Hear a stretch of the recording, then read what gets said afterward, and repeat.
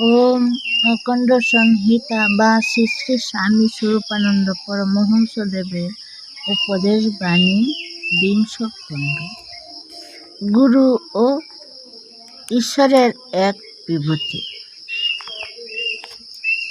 অপর একজনের প্রশ্নের উত্তরে শ্রী শ্রী ভবামুনি বলিলেন, জগতে যাহা কিছু দেখতে পাচ্ছ সবই পরমেশ্বরের বিভূতি এবং তাহারই রূপ, তাহারই গুণ, তাহারই অংশ, তাহারই বিভূতি। এই ঢঙ্গের চিন্তাটি আমাদের ভারতীয় ধ্যান ধারণার এক বিশেষত্ব। এই কারণেই কেউ সিংহরূপে বা সিংহবাহিনী রূপে, কেহ মূষিক বাহন রূপে, কেউ পেচক রূপে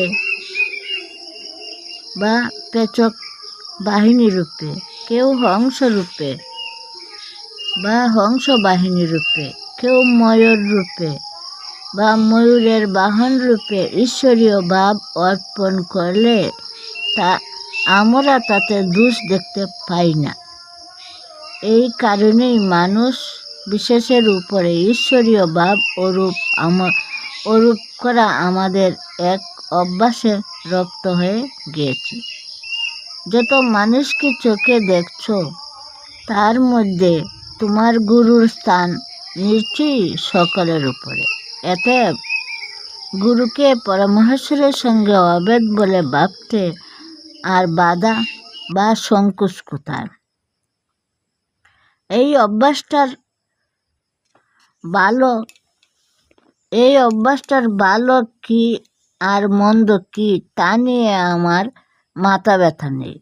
আমি বলতে চাই যে এটা আমাদের একটা চির অভ্যন্তর রীতি হয়ে দাঁড়িয়েছে। বেশ তো, গুরুকে যদি ঈশ্বর বলে জ্ঞান করো, তাহলে এই গুরু সকল মানুষের ভিতরে আছেন, সকল প্রাণীর ভিতরে আছেন, সকল বস্তুর ভিতরে আছেন। এই কথাটি কেন ভাববে না? যে কৃষ্ণকে ঈশ্বর ভাবে সে কৃষ্ণময় জগৎ দেখে, যে গুরুকে ঈশ্বর ভাবে সেও গুরুময় জগৎ দেখে।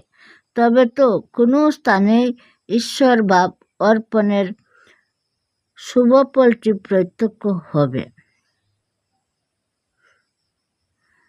গুরুর ভিতরে ঈশ্বরত্ব আছে একথাও যেমন সত্য, তোমার ভিতরেও ঈশ্বরত্ব আছে একথাও তেমন সত্য। নিজেকে কেন সর্ববিশ্বে ব্যাপিত বলিয়া দেখবে না, জানবে না, অনুভব করবে না? এই ভাব এলেই গুরু আর শিষ্য এক হয়ে যায়।